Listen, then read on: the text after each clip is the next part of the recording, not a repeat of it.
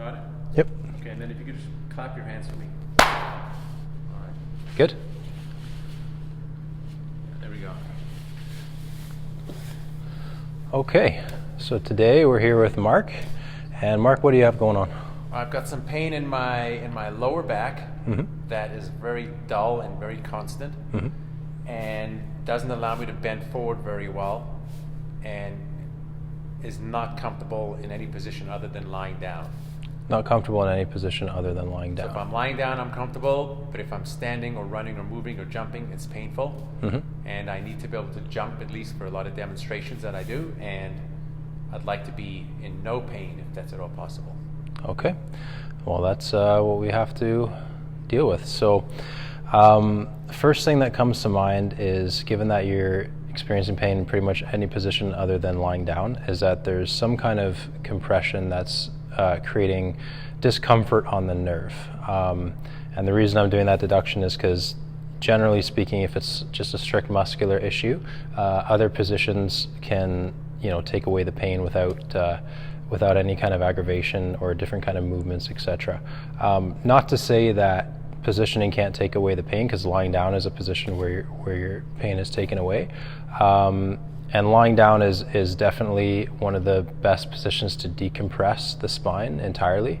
It adds a bit of traction, and there's no load. There's no vertical load, there's no horizontal load, lateral load, anything. So what we need to figure out is exactly where that's coming from and what positions other than just lying down we can get you in that take away the pain. I think the most effective way to approach this sort of issue is to do some manual techniques first and then go to the exercise.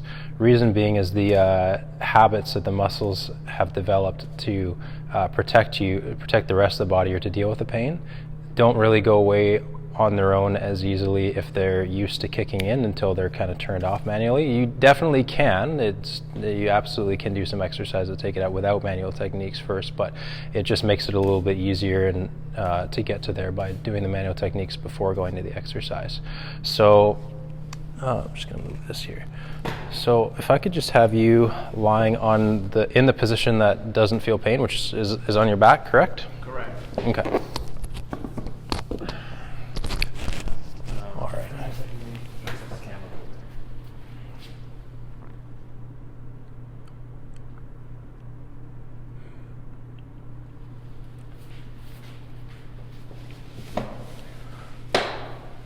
Okay, so while Mark is in this position, there's a couple of key things I'm going to look for. The first thing I'm going to look for is, I'm not sure if the camera can pick up, can you see the full field from this camera? You see me here?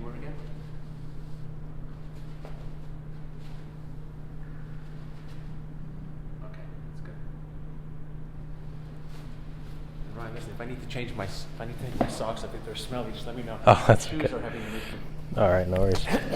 All right, so there's a few key things that we'll look at. The first one being leg length. So if I see a difference in the length of one leg compared to the other, then I need to take that into account. Now there's various reasons why the legs could be a different length. The most common by far is the position of the pelvis and how that changes things. There could be an actual discrepancy in the length of the bone, but that's a lot less common, and we'll be able to confirm whether it's bone related or positional related by going to the pelvis hereafter. So what I'm noticing is that the right leg is slightly longer than the left, not by a whole lot, but noticeable. The next thing I'm going to look at is, like I said, the hip position. So I come, and the best way to do this on a person is to start kind of where their ribs are. That way you're not being too invasive, and you can kind of come down from the ribs. You feel the ribs, and then a few inches beneath that is the crest of their hips, their pelvis there. And so from there, there's a landmark in the front of your hips. It's easy to feel on yourself if you just put your hands here. It's kind of pointy, it comes out here. It's called the ASIS, and that's where a lot of the quadriceps muscles attach into, and when they get tight, or when the psoas or the hip flexors get tight, that's the anchor point that rotates, or that gets pulled on to rotate the pelvis. So anyways, starting at the ribs, coming down, feel the crest here, and then from here I'm going to go into my thumbs, and then I can feel the points on both sides.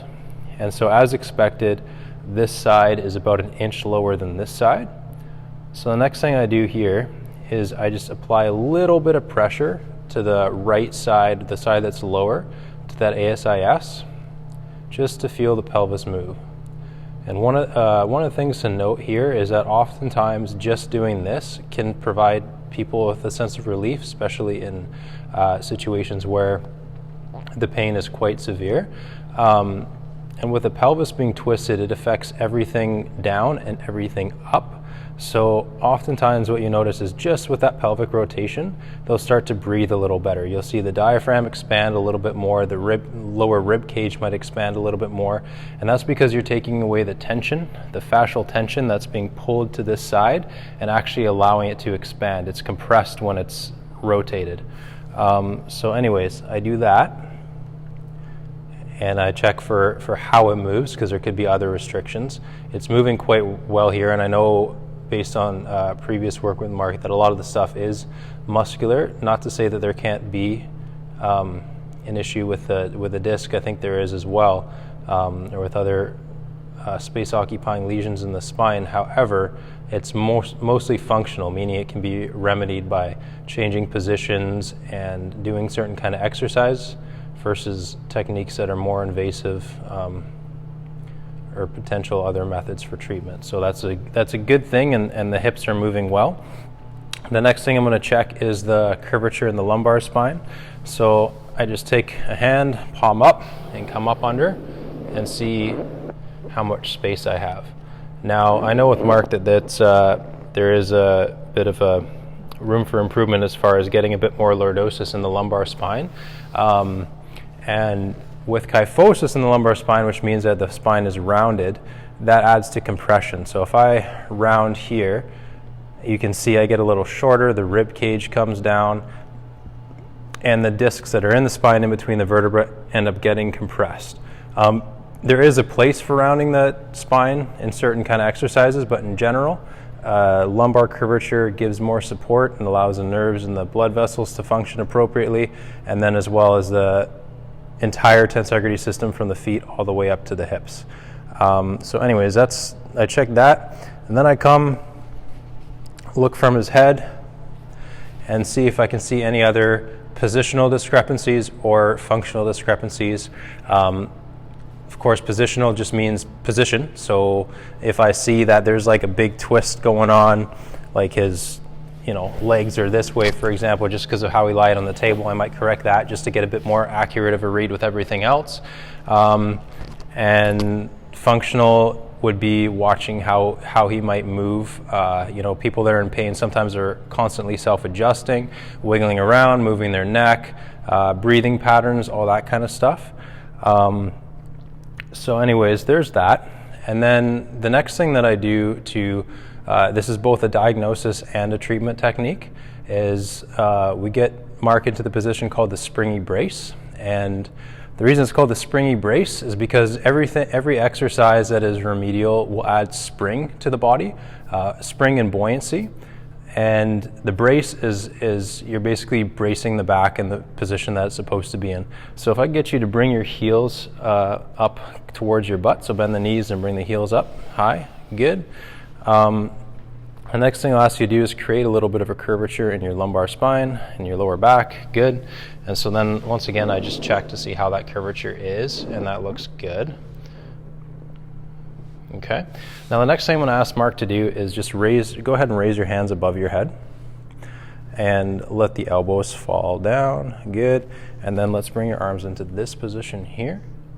And then imagine that you're pulling your arms apart and pushing your elbows and your shoulders down into the table. Now, what that does is it takes the muscles in the mid and upper thoracic and cervical areas and increases the lordosis in the lumbar spine. Again, the body's a tensegrity system, which means that everything is working together regardless of where in the body. And so the lumbar spine is only going to be able to get so much decompression and curvature as the rest of it will allow. If he didn't bring his feet up here, he wouldn't be able to get that same kind of curvature in the lumbar spine. If his shoulders and arms weren't in that position, the lumbar spine is not going to get the same amount of space or curvature.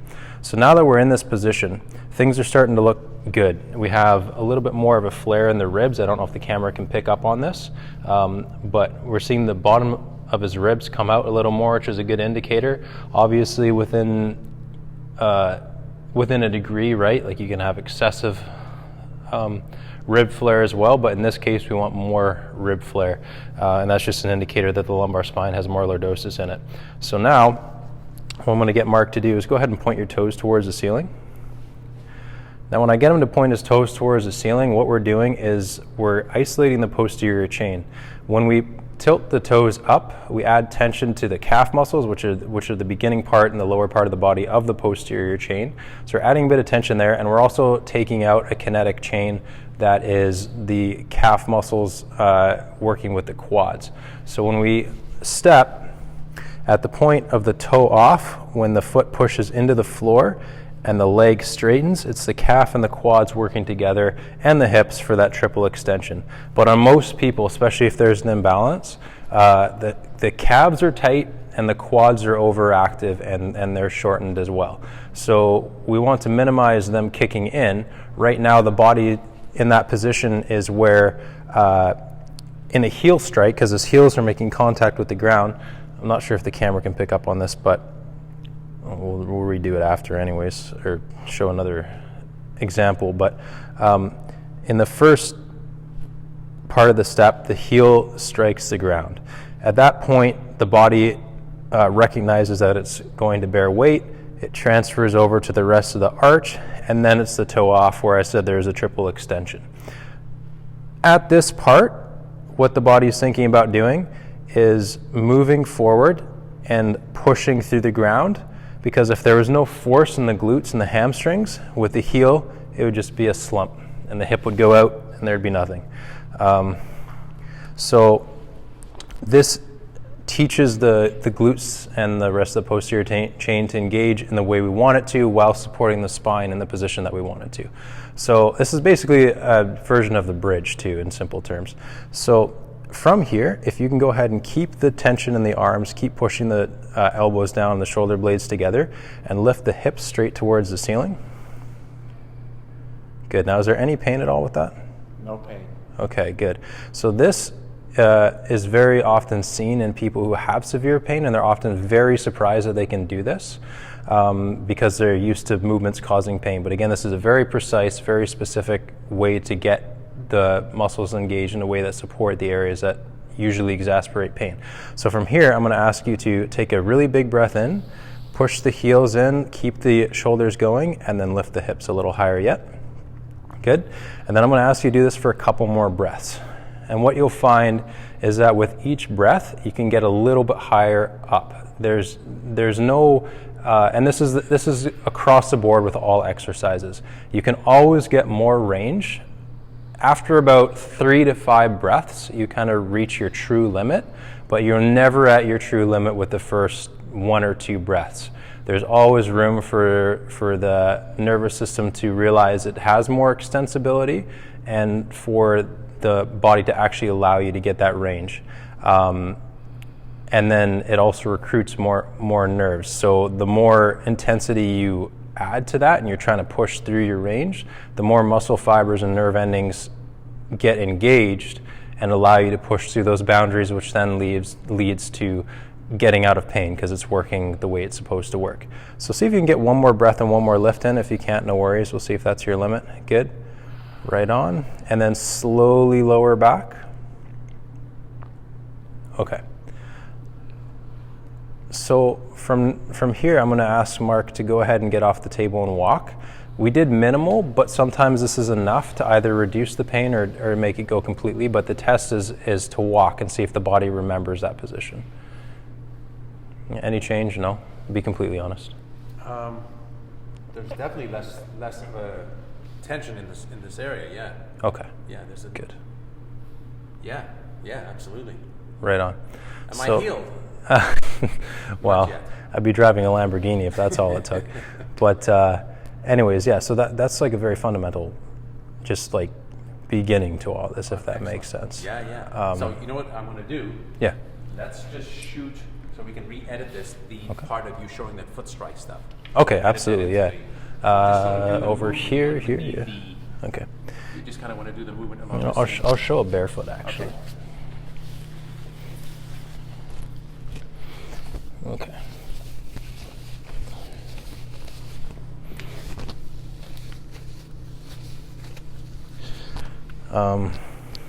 Should I keep talking? Like, are we going to add? Yeah, I guess Okay. keep talking as if you were... All right, cool. So with the springy brace, what we were doing is we were engaging the posterior chain, and the body works in movement patterns and throughout the kinetic chain with the tensegrity system, meaning that if it's cued by a certain movement, like for example, if I jump or fall, whatever, from a height, I know, like, my nervous system knows that it's going to have to brace and absorb the shock of that fall. And the feedback loop that it gets from the reflexes and from the nervous system is, it says, okay, so this is what's happening on the outside of my body. This is the input that I'm getting. This is how I'm going to react internally. So with the example of the jump, as soon as my feet touch, I know that I have to spread, exert force, and maybe I don't know this consciously, but the intelligence of my somatic system knows that it has to brace and, you know, absorb the fall as far as it is. If I jump from far, I'd have to, you know, go all the way down to absorb that shock. If it's just a little jump, maybe I only need to go here, and it's enough to protect my spine and the rest of my body, while at the same time exerting enough force to stop the actual impact. And that's how we get into spring, by the way, because I spring back up. We can apply that to standing, sitting, and walking to take pressure off of your areas of pain. So as far as standing, sitting, walking goes, in this instance specifically with walking, the feedback loop here with the initial step with the heel off is that the heel touches the ground, and then at this point it's not ready to plant yet and push off, because if I push off, that's kind of pointless at this point. I end up, you know, like I'm wearing high heels, and that's pretty uncomfortable. It's not functional. There's no need for the calf to flex yet. What does have to happen, though, is my hip has to engage, my glutes have to engage, and say, okay, there's the ground, pushing through that now to protect the hip joint from sliding up, to support the rest of everything else from the hips up through the spine.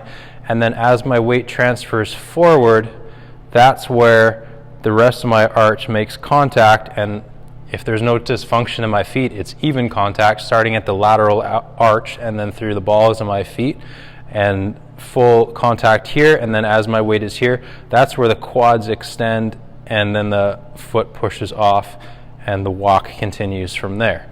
So with the springy brace, we took the quads and the calves out of the equation, but we still had tension in the posterior chain. So the quads aren't flexing and exerting force to push you off, but there is tension in them because we flex them, dorsiflex this way, so they're lengthened, they're stretched a little bit.